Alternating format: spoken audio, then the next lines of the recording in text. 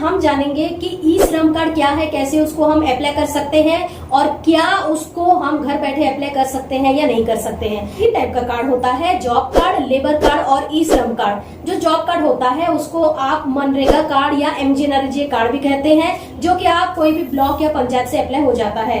अगर हम बात करें लेबर कार्ड का, तो लेबर कार्ड जो होते हैं वो स्टेट गवर्नमेंट देता है। अब हम बात करते हैं ई श्रम कार्ड के बारे में, इंडिया गवर्नमेंट इसको देता है। नमस्ते दोस्तों, स्वागत करती हूँ आपको और एक नया वीडियो में। इस वीडियो में मैं आपसे शेयर कर रही हूँ कि आप घर बैठे खुद से कैसे ई श्रम कार्ड बना सकते हैं।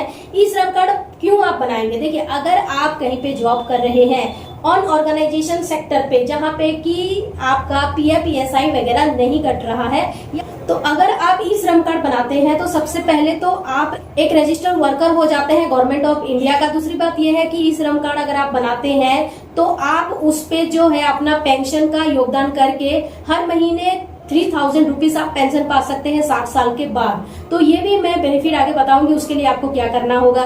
फिर होता है कि अगर कोई नेशनल डिजास्टर हो जाता है, जैसे कोविड हो गया था, ऐसे कुछ अगर बहुत बड़ा नेशनल डिजास्टर हो जाता है तो गवर्नमेंट कुछ आपको प्रोत्साहन राशि भी बीच बीच में आर्थिक सहायता के रूप में आपको देती है। तो इसके और भी बहुत सारे फायदा है।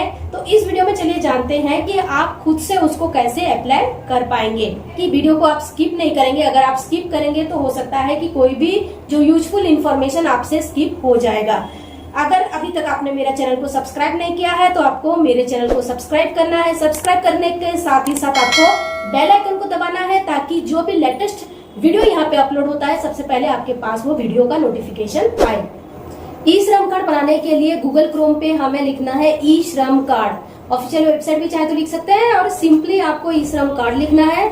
और जो पहला जो लिंक आएगा, मैं यहाँ पे जूम करके दिखा रही हूँ, पहला लिंक है ई श्रम, यहाँ पे आपको क्लिक करना है। जैसे ही आप यहाँ पे क्लिक करेंगे, ई श्रम कार्ड का जो ऑफिशियल वेबसाइट है, ऑफिशियल वेबसाइट यहाँ पे ओपन होके आएगा। तो पंजीकरण जो रजिस्ट्रेशन होता है यहाँ पे पूर्ण रूप से निशुल्क है। तो ई श्रम कार्ड रजिस्टर करने के लिए ई श्रम कार्ड पर रजिस्टर करें, आपको ये वाले ऑप्शन पे क्लिक करना है।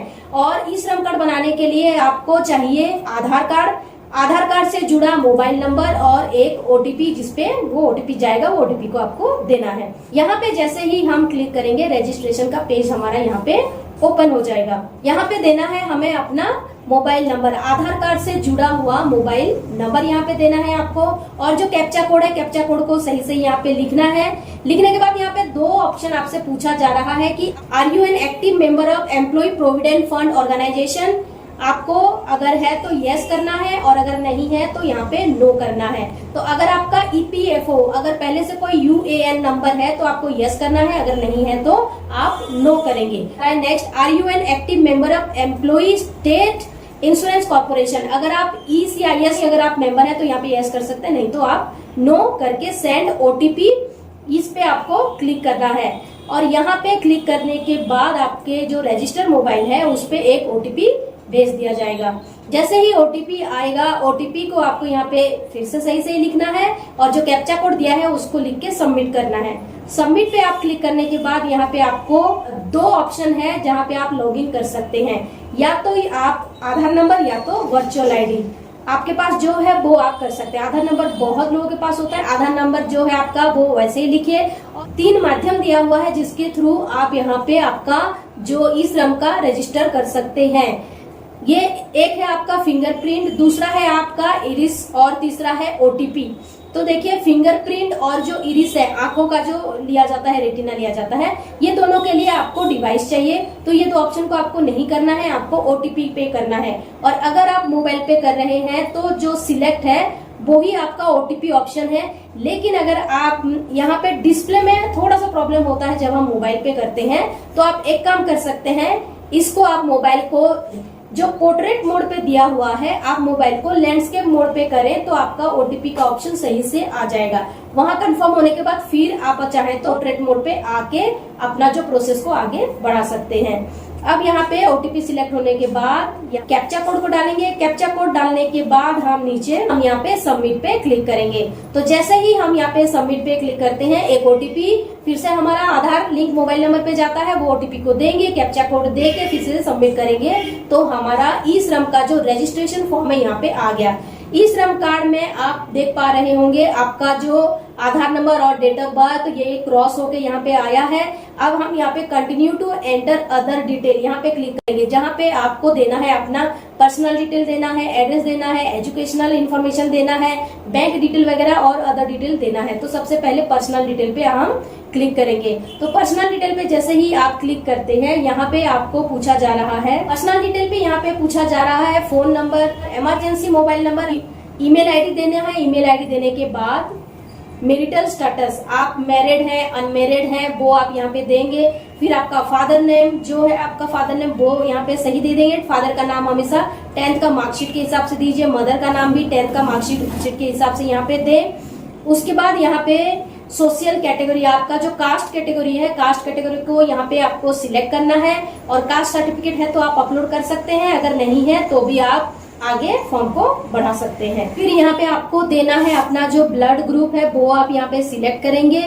और ब्लड ग्रुप देने के बाद आपको यहाँ पे अपना फिजिकल हैंडीकैप है या नहीं है वो पूछा जा रहा है, तो आप यहाँ पे यस या नो कर सकते हैं। फिर आपको देनी है अपना नॉमिनी का डिटेल, उनका नाम देना है, डेट ऑफ बर्थ देना है, उनका जेंडर देना है, रिलेशनशिप आपको सिलेक्ट करना है। और रिलेशनशिप सिलेक्ट करने के बाद यहाँ पे एड्रेस और उनका मोबाइल नंबर देना है। ये देने के बाद आपको यहाँ पे सेव एंड नेक्स्ट ये वाले ऑप्शन पे क्लिक करना है। सेव एंड नेक्स्ट करेंगे तो नेक्स्ट हमारा यहाँ पे एड्रेस डिटेल, एड्रेस पे यहाँ पे 2 एड्रेस मांगा जा रहा है, एक है रेसिडेंशियल एड्रेस और एक है परमानेंट एड्रेस। अगर आप अपना परमानेंट एड्रेस पे रह के काम कर रहे हैं और आप तो आपका रेसिडेंशियल एड्रेस और परमानेंट एड्रेस दोनों एक होगा। लेकिन आप कहीं बाहर जा रहे हैं, बाहर है कहीं काम करने के लिए, तो परमानेंट एड्रेस आपका जो गांव या शहर वो एड्रेस हो जाएगा।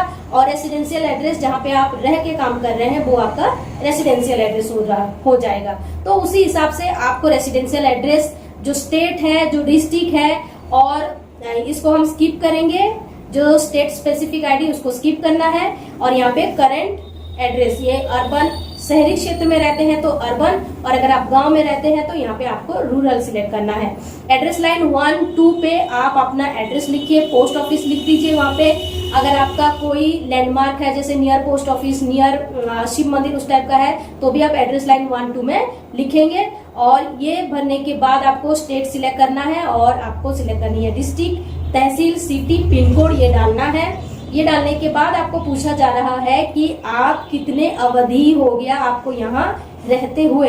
तो आप जितना करंट एड्रेस पे जितना साल से रह रहे हैं उतना साल एक जो है वो आप कोई भी ऑप्शन देख के आप सिलेक्ट करें। सिलेक्ट करने के बाद आपका परमानेंट एड्रेस भी आपको लिखना है। जैसे आप प्रेजेंट एड्रेस या करंट एड्रेस जैसे डाले वैसे परमानेंट एड्रेस डालिए। उसके बाद सेव एंड नेक्स्ट पे आपको क्लिक करना है। ये आपका यहाँ पे एड्रेस डिटेल कंप्लीट हो जाता है। फिर आता है एजुकेशनल इन्फॉर्मेशन। एजुकेशनल इन्फॉर्मेशन में आप यहाँ पे क्लिक करेंगे और अगर आप ग्रेजुएट हैं, डिप्लोमा है, सेकेंडरी है या स्कूल में पढ़ रहे तो मिडिल जो भी है सिलेक्ट करेंगे। एजुकेशनल सर्टिफिकेट अगर आपके पास है तो अपलोड करें, अगर नहीं है तो भी आप नहीं करेंगे। उसके बाद यहाँ पे पूछा जा रहा है कि आपका एनुअल इनकम कितना है। जो भी मंथली इनकम स्लैब है वो आप भरेंगे। भरने के बाद यहाँ पे एजुकेशनल डिटेल कंप्लीट होता है। भरने के बाद एजुकेशनल डिटेल कंप्लीट होता है। फिर आप यहाँ पे ऑक्यूपेशनल एंड स्किल आपको सिलेक्ट करना है। इसको आपको अच्छे से भरना है।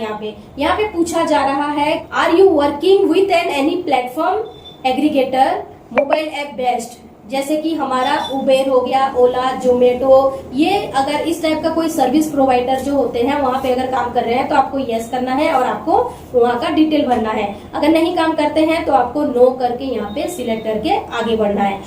प्राइमरी ऑक्यूपेशन का डिटेल देखने के लिए आप यहाँ पे click here to view NCO code list, यहाँ पे आपको क्लिक करना है। क्लिक करेंगे तो जितना भी काम का जो वर्क का कैटेगरी होता है सारा PDF डाउनलोड हो जाएगा। उस पर आप देख पाएंगे।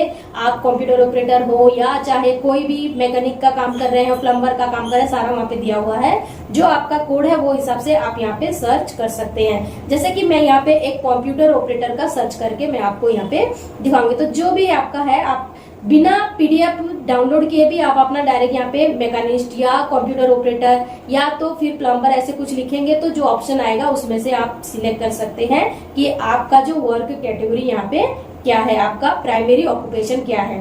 तो प्राइमरी ऑक्यूपेशन को आपको यहाँ पे सिलेक्ट कर लेनी है। जैसे ही आप प्राइमरी ऑक्यूपेशन को सिलेक्ट करेंगे, यहाँ पे वर्क एक्सपीरियंस आपका कितना साल का है वो आपको यहाँ पे दे देनी है।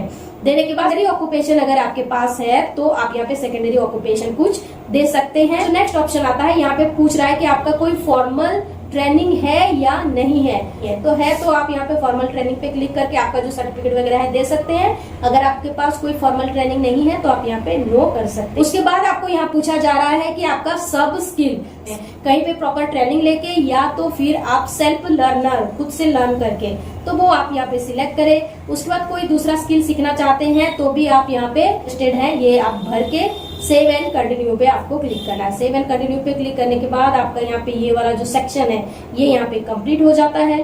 कंप्लीट होने के बाद नेक्स्ट जो ऑप्शन खुलता है आपका बैंक डिटेल। तो बैंक में आपको बैंक अकाउंट नंबर लिखना है सही। उसके बाद कंफर्म बैंक अकाउंट में और एक बार बैंक अकाउंट को लिखना है। अकाउंट होल्डर का नाम है बैंक में जैसा नाम है सेम टू सेम आपको यहाँ पे लिख देना है। और एफसी कोड देके आप जब सर्च करेंगे तो आपका बैंक और ब्रांच यहाँ पे आ जाएगा।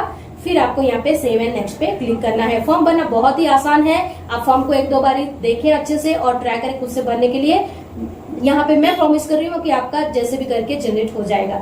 नेक्स्ट करेंगे तो आपका सारा डिटेल यहाँ पे आ जाएगा। सारा डिटेल को आपको सही से वेरीफाई करना है। अगर गलत है तो आप एडिट ऑप्शन पे क्लिक करके एडिट करें। अगर सही है तो आप यहाँ पे अंडरस्टैंड जो चेक बॉक्स दिया हुआ है उसको टिक करके यहाँ पे सबमिट करके आप कर सकते हैं। लेकिन उससे पहले पूछा जा रहा है कि नेशनल करियर सर्विस पे आप ये इन्फॉर्मेशन को शेयर करने के लिए या वहाँ पे रजिस्टर होने के लिए ओके है तो आप यस या नो कर सकते हैं। ये हो गया, बस आपका आप यहाँ पे सक्सेसफुल हो गए हैं अपना ई श्रम कार्ड जनरेट करने में। आपका ई श्रम कार्ड यहाँ पे बन गया है। बनने के बाद यहाँ पे डाउनलोड यूएएन कार्ड यहाँ पे क्लिक करेंगे तो आपका यूएएन कार्ड का पीडीएफ आपके फोन पे डाउनलोड हो जाएगा। और नीचे जाएंगे तो आपको यहाँ पे ई श्रम कार्ड दिखेगा आपका स्क्रीन पे। उसका स्क्रीनशॉट भी आप चाहें तो ले सकते हैं। तो ये था बहुत आसान तरीका कैसे आप ई श्रम कार्ड बना सकते हैं। यहाँ पे देखिए और 4 ऑप्शन दिया हुआ है। इन शॉर्ट में बता दूं ये 4 ऑप्शन क्या है। तो ये जो 4 ऑप्शन है, 4 ऑप्शन जो दिया हुआ है, आप चाहे तो दूसरा स्कीम यहाँ से सर्च कर सकते हैं। और एनसीएस नेशनल करियर सर्विस वहां पे आप ये इस पोर्टल से वहां से रजिस्टर कर सकते हैं। रजिस्टर करेंगे तो आपको नए नए जॉब का ऑफर वहां पे दिखेगा। और अगर आप कोई स्किल सीखना चाहते हैं तो looking for a skill India में आप यहाँ पे रजिस्टर होके नए स्किल आप वहाँ पे सीख सकते हैं। और एनरोल फॉर पेंशन, आप जो 3000 हमारा पेंशन होता है उसके लिए एनरोल करने के लिए आप यहाँ पे एनरोल फॉर पेंशन पे क्लिक करेंगे तो उसका ऑफिशियल वेबसाइट पे चले जाएंगे। तो ये था सारा प्रोसेस आप कैसे कर सकते हैं। आप डेफिनेटली ट्राई कीजिए क्योंकि आपको यहाँ पे एक भी पैसा खर्च करने की जरूरत नहीं है। और साथ ही साथ आपको एक कार्ड जनरेट हो जाएगा जिसके थ्रू आप कोई भी स्कीम पे अप्लाई करने के लिए वो कार्ड को यूज कर सकते हैं। आप वर्कर प्रूफ के हिसाब से वो कार्ड को यूज कर सकते हैं। तो बहुत सारा इसका बेनिफिट है। आई होप कि आज का वीडियो आपको पसंद आया होगा। अगर आपको ये वीडियो अच्छा लगता है तो मैं लास्ट में फिर से बोल रही हूँ कि आप वीडियो को लाइक करें और शेयर करें और सब्सक्राइब भी करें और ऐसे ही सपोर्ट करें। अगर आप सपोर्ट करेंगे तो और भी अच्छा कंटेंट मैं यहाँ पे आपके लिए लेके आऊंगी। Thank you for watching my video.